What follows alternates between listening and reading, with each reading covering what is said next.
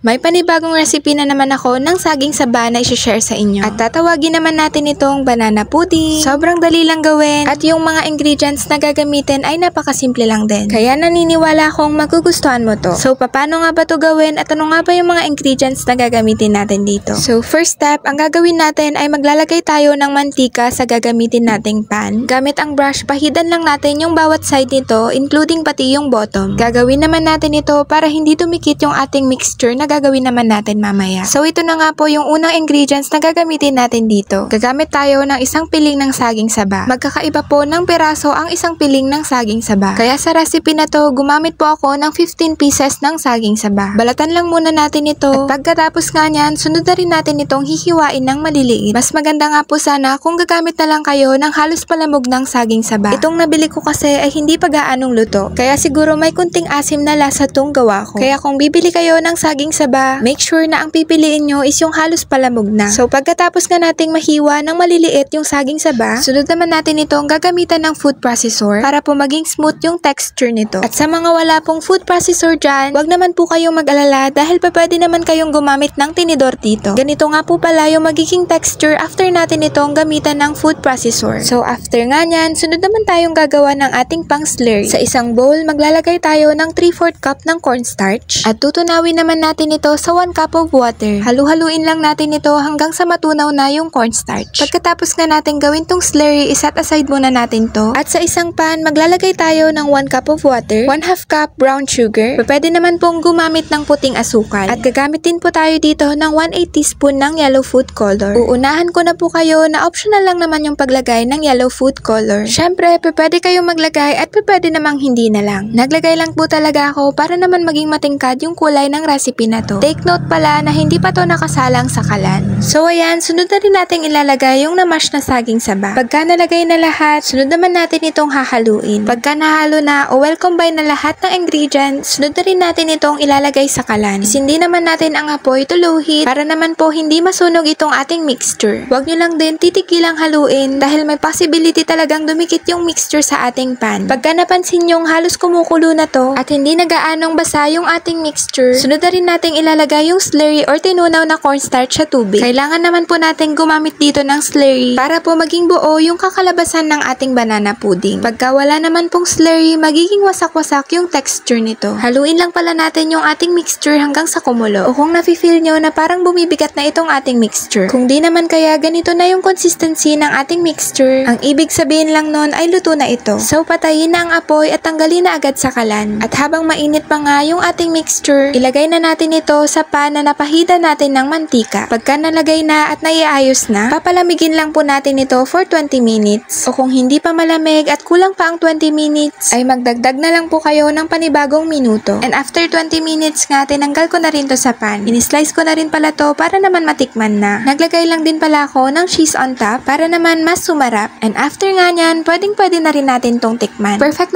naman tong kainan para naman sa mga matatanda. Kaya kung ako sa'yo, gawin mo na rin tong recipe na to.